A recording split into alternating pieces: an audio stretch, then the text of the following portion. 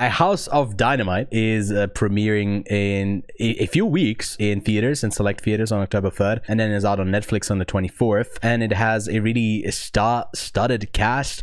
The latest film from Kathryn Bigelow. The tagline reads, "Not if, when a single unattributed missile is launched at the United States, a race begins to determine who is responsible and how to respond." Kevin, give me the cast of this, because it's pretty impressive, right? You got Idris Elba, Rebecca Ferguson, Jared Harris, Tracy Letts, Anthony Ramos, Greta Lee, Jason Clarke, and you got a bunch of others that I'm not really gonna name. Willa Fitzgerald, come on, she was in Nature.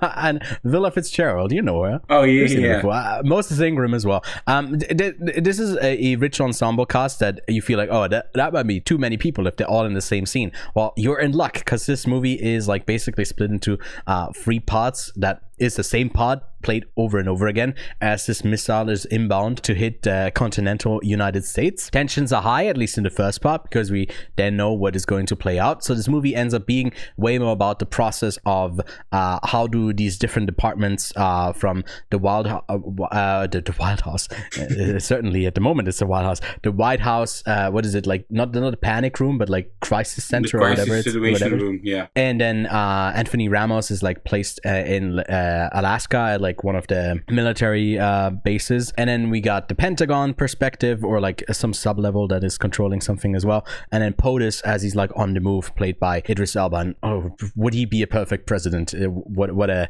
hero. I think some of the people were expecting a different type of movie. We also, if you look at the synopsis, it's not giving you anything that this is going to be the same story repeated 3 times.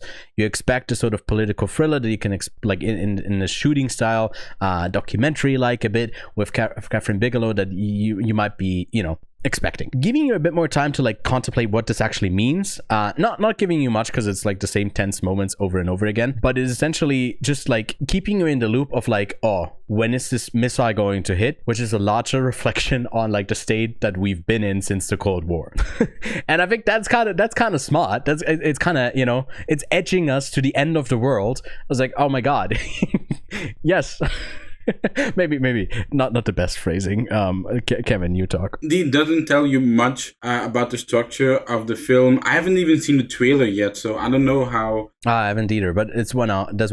There's one out there. But it is essentially, we see Anthony Ramos being in the military bunker, the discovery of the rocket, how we could potentially stop it, and then you see the reaction of the 3 departments. The cast highlights, if we need to highlight any, because it is a pretty stacked one, I would say Idris Elba, Rebecca Ferguson, and Tracy Letts are the 3 people that stand out the most. Each have their own unique reaction to the nuke, and that is probably why they stand out compared to the rest, because it is same story told 3 times. A lot of people will love the first part, and a lot of people will either be up for the second and third part or be absolutely let down by the second and third part, especially in the way... Especially by the third one. Especially by the third one and the way it wraps up its story. And the tagline might just, sort of hint at the way the story wraps up.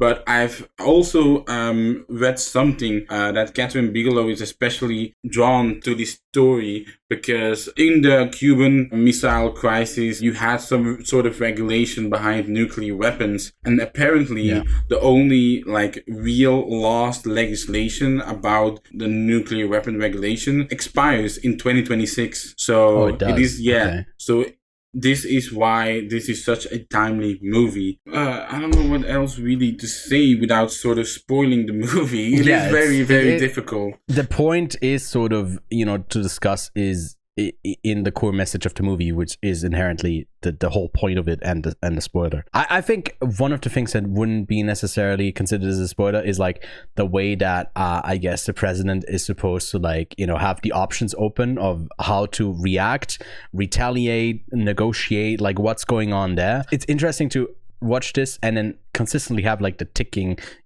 in the back of your mind. It's like it feels like a lot of intentional narrative framing and direction that might be lost or you might not connect to. It's going to be like a hotly discussed movie. And if we have to, sort of say which are the stronger parts, I would say that first part is the strongest part because the story is still sort of fresh to you, but it still manages to pull me in. But I totally acknowledge the fact that some people will be absolutely disappointed by it. And I do think the third part is the second strongest part because, as we've said, the first part takes place in the White House Situation Room, which you would think the President of the United States is in as well, but he's actually on the move because he's gone to like a benefit or something for basketball kids, and so he has to make the decision on the move, which I also think is a like a scary reality of like not being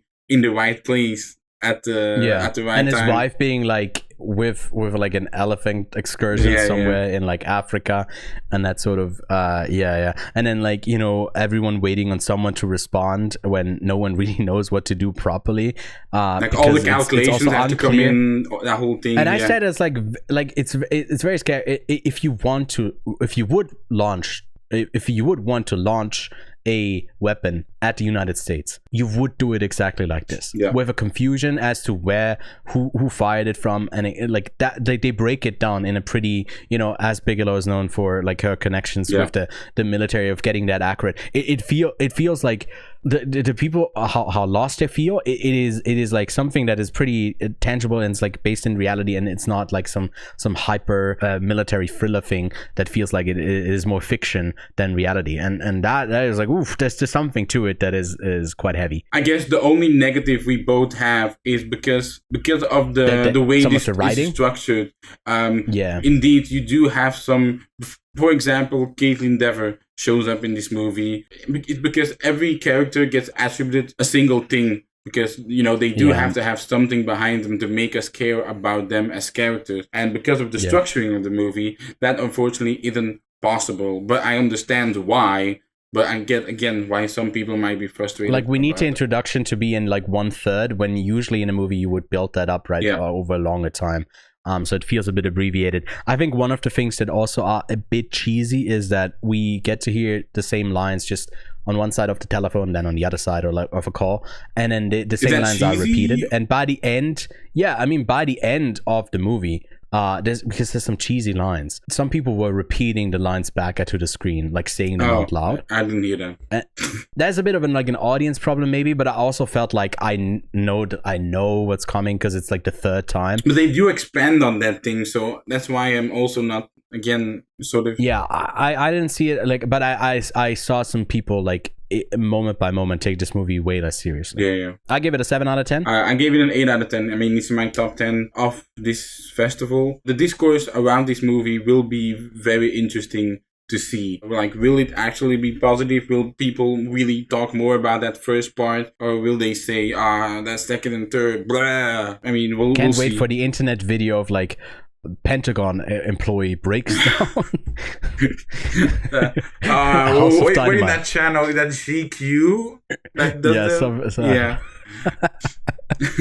There's a bunch of them. Everyone does I watched them, like Sniper breaks down.